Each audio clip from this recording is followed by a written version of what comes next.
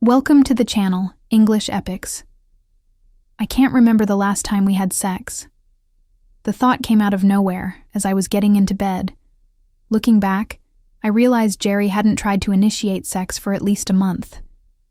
I had stopped initiating it long before that, mainly because Owen didn't like sharing me with my husband.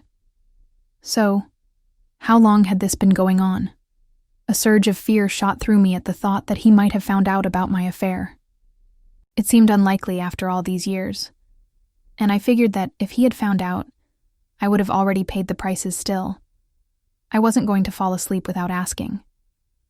"Baby, why haven't you tried to touch me lately?" He grumbled a little, opened his eyes, and turned to face me.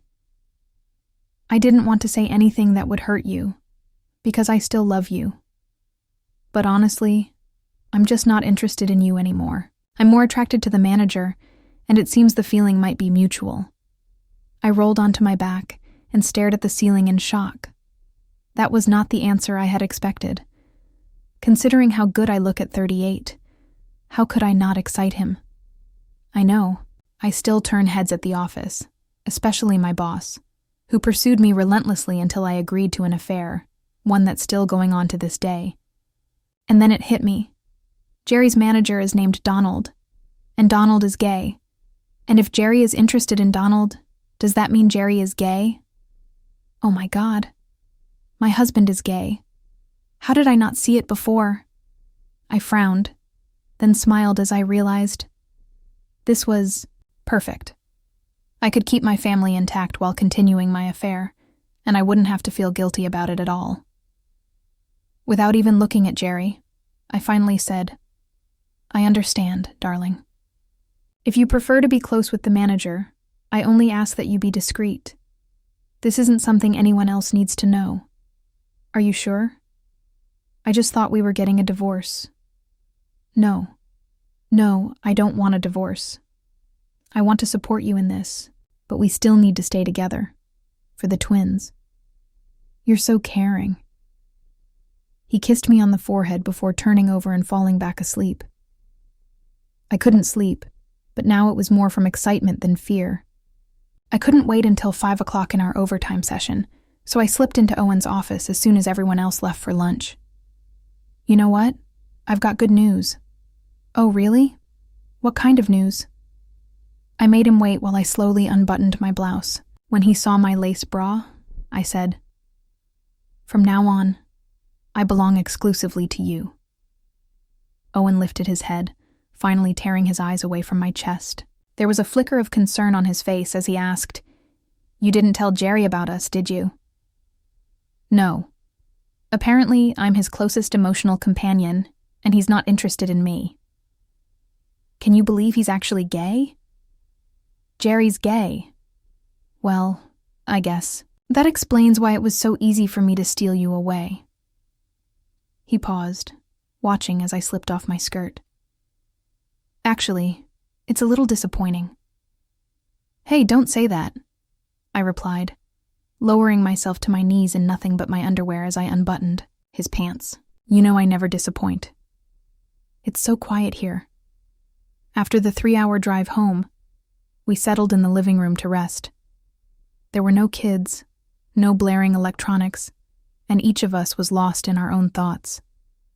So until I finally spoke, it was truly silent. I still can't believe the kids have already gone off to college. I haven't cried like that in years. I had honestly cried for half the drive home. You weren't the only mom in tears. Hell, I even saw a few dads wiping their eyes while we were unloading. A small movement caught my attention. I glanced at him just in time to see him sitting in the armchair, finishing wiping a tear from his eye. Then he looked off into the distance with a determined expression. I've been trying to figure out how to bring this up, but I think it's best to just rip off the bandage. Now that the kids are in college, it's time we stop pretending and go our separate ways. Besides, Helen refuses to get pregnant until we're married. I felt my blood boil as I screamed, "Helen? Who the hell is Helen?" I was fuming with rage, especially when I saw him smile and calmly reply, "Helen is my assistant manager. We've been Together ever since you gave us your blessing 3 years ago." "What?" "No," I shouted, then had to pause and catch my breath. Trying to stay composed, I continued. "Donald is your manager. I've never even heard of Helen." Still unshaken, he smirked before replying. "No, Donald is my receptionist. Naturally, he always directs you straight to me, so I guess you've never had the chance to meet Helen." Now it was my turn to stare at the ceiling as I collapsed back onto the couch. "But I gave you my blessing because I thought you were gay." "What?" He turned to me with a look of disbelief. "What made you think I was gay?" "Well, you stopped trying to have sex with me, and then you said you were attracted to Donald," I replied, quietly. His expression turned serious again. "I stopped trying to have sex with you when I found out you were sleeping with someone at work. I didn't want to share what you might bring home." I sat up straight, alarmed. "You knew?" "Yes, for over 3 years now." I just stared at him in shock after that confession. He looked at me, then sighed. "We're both exhausted. Let's continue this conversation tomorrow. I'll grab my things and sleep in the guest room tonight." After breakfast, we sat at the table again. He slid a thick envelope toward me. I knew what was inside, but I was still afraid to open it. "I hope we can resolve this peacefully," he said. So I filed on the grounds of irreconcilable differences and split everything evenly. "You've got a little more money tied up in clothing, and my tools are worth less than your jewelry. Look through everything, but please sign it. If you decide to fight for a bigger share, the attorney fees will cost more than any potential gain." I looked over the documents, but they didn't make sense to me. Why isn't your share of the company listed here? Where's the rest of our savings? There should be a lot more money. He leaned back in his chair with a slight smirk. "Oh, I sold my share in the company right after you talked me out of divorcing. I used the money to set up a college trust fund for the twins. I wasn't sure we'd make it to their graduation, so I also moved our savings into that fund. Those accounts belong to the kids, not to us, so they're not considered marital property." As I kept reading, it only got worse. "What about the house? Remember a couple of years ago when we refinanced it? I wasn't sure we'd have enough for the kids' education, so I had to take out a second mortgage to finish funding it. Didn't you read the papers before signing them?" He leaned forward and looked at me carefully before continuing. "I know this will make life a bit harder for both of us in the future, but the kids shouldn't have to suffer just because we couldn't make it as a couple. After selling the house, there's still enough savings left to cover expenses. We both have good jobs and earn the same amount, so we just move on and start fresh." Angry, I stood up and looked down at him. "This is fraud. I'm going to sue and get my share back." He allowed himself a slight smile and leaned back in the chair, again, completely relaxed. "You won't win." Everything was done 3 years ago, not only while we were still married, but right after we agreed not to get divorced. I didn't speak to a divorce lawyer until earlier this year. "Screw you!" I screamed in frustration, only to see him smirk again. "Sorry, but you gave up that privilege a long time ago. I managed to get free consultations with every attorney I could find, but they all told me the same thing. What Jerry did was cunning, but since it benefited the children and harmed both of us equally, it was entirely legal. With no other option, I signed the papers.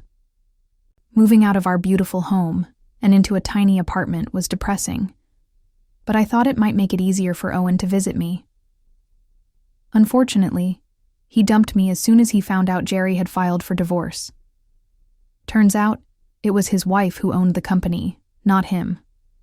In the event of a divorce, he would get almost nothing and lose his job, so he only chose married women who wanted to preserve their marriage. I knew that if I exposed our affair, I wouldn't get anything either, so I sold my silence for a raise and the chance to keep my job.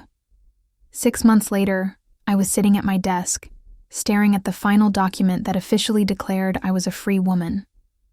I barely noticed the well-dressed gentleman entering Owen's office, but everyone clearly heard the loud, "What the hell?" echo through the office when he came back out. Owen appeared in the doorway, his face bright red, and shouted, "Pamela, get your ass in my office. Right now." I was stunned. He had never spoken to me or anyone else on staff in that tone before I hurried into his office and closed the door behind me. What the hell is this? He threw a stack of papers onto the desk in front of me. I picked them up, but he didn't wait for me to read them. "Why didn't you tell me the twins were mine?" Now he's suing me to get the child support back. He wants reimbursement for half the cost of raising them, from your first Lamaze class all the way to some ridiculous education accounts he opened for them. Who the hell keeps receipts from Lamaze classes for 20 years? I was shaking as I stammered out my response. I didn't know. I didn't want to know. It felt safer if no one knew. I hesitated, then added, "They could have been his." DNA results. I don't know how he got my samples, but the report says they're mine. We both leaned back in our chairs and just stared at each other in silence until the phone rang. "Mr. Garfield, HR needs you immediately. Ms. Simons is not answering her phone. Please locate her and bring her with you." "Damn it," he shouted, slamming the receiver down. How the hell did they find out so fast? That damn server just left the building. I followed him to the HR department, feeling like a prisoner being led to the execution chamber. "My name is Kelly. Please come in and take a seat." She closed the door to the conference room and walked around to the other side of the table. "We've just had a visitor with some very troubling news concerning the two of you." She picked up a thick envelope and waved it slightly for emphasis. "According to this lawsuit, which has just been filed against the company, Mr. Garfield, you violate a company policy regarding sexual misconduct by engaging in a relationship with a subordinate employee. Since the petition includes DNA results indicating that you are the father of Ms. Simons' twin children, I think we can skip the part where you try to deny it. Security is waiting outside to escort you back to your office. Don't touch your computer. Collect only your personal belongings, they'll drive you home. I assume your wife is waiting for you outside. Good luck." Kelly set the envelope down and selected a folder. She pulled out a sheet of paper and placed it in front of Owen along with a pen. "This is just an acknowledgement that this conversation took place. It's not an admission or agreement of any kind. Please read and sign it, and then you're free to go." Owen opened his mouth several times but couldn't form any words. Finally, he scribbled his name on the paper and walked out of the room. Kelly calmly gathered the sheet and returned it to the folder, then took out another one. "Now, Ms. Simons, you are the subordinate in this situation, and we acknowledge the potential for coercion, so this is not grounds for termination. However, because this puts the company at risk of lawsuits like the one we received today, you are being placed on unpaid leave for 1 week. We understand that returning to work here may be uncomfortable, so if you choose to resign, we're willing to waive the standard 2-week notice. Security is waiting outside to escort you back to your workstation. You may either collect your personal belongings and leave for good, or just grab your purse and we'll see you in a week." Then she took 2 sheets of paper from the folder and placed them in front of me. The first form is the same acknowledgement Owen signed, confirming that this conversation took place. Again, it is not an admission or any kind of agreement, so please read and sign it. The second form is a voluntary termination agreement. If you don't wish to continue working here, please sign that as well. It was unbearable to see the looks on my coworkers' faces, so I just stared at the floor as security escorted me to my desk. I quickly grabbed my purse and rushed out the door. Jerry and Helen got married a month after the divorce was finalized. Helen was 32, Jerry was 42, and she had no trouble having 4 children. He never treated the twins any differently, and they never stopped calling him Dad. On the other hand, they refused to even acknowledge Owen. At least they remained close to me. But I could see the disappointment in their eyes when they had to plan for their mom to be present at their weddings. Jerry and I were polite to each other, so at least the issues were limited to logistical complications. The court ordered DNA testing through their approved labs, but no one was surprised when the results came back the same, and the ruling was made in Jerry's favor. Since there was no evidence that Jerry had any suspicion the children weren't his before setting up the educational trusts, The court included half of those amounts in the judgment. The final figure was slightly less than what Jerry had requested, but he seemed satisfied with it. It was more than Owen could have received from his own divorce, considering the prenuptial agreement, but Jerry's lawsuit took priority and was paid out of the marital assets before the divorce settlement. The company chose to settle quietly with Jerry, so I never found out how much he received from them. I do know that Irene was extremely upset about how much Owen had cost her because of those 2 payouts. She even offered to call off the divorce if he agreed to become her permanent sex toy, so she could get her money's worth. He refused, especially after she explained that he'd be the one wearing the cage and she would be the one wearing the toy. Very large toy. As for me, I had hoped to salvage something by reconnecting with my longtime lover after his divorce. But Owen brushed me off and instead began chasing wealthy widows. Ironically, he was scammed by one who only pretended to be rich. Instead of living large off her money, he ended up unemployed, broke, and living in a homeless shelter. I live alone in a 1-bedroom apartment, but I haven't broken down or gotten a cat yet. I date fairly often, but so far it's been purely physical. I don't expect to find another Jerry, and honestly, I haven't even been lucky enough to find another Owen. Mr. Right Now at least quenches the thirst for a while. I still have a job. I didn't expect Irene to keep me, but I was welcomed back. The pay isn't great, but it covers the bills and leaves just enough to get by, and it's definitely not the lifestyle I had with Jerry, but I have no one to blame for that but myself. Thank you for being with us.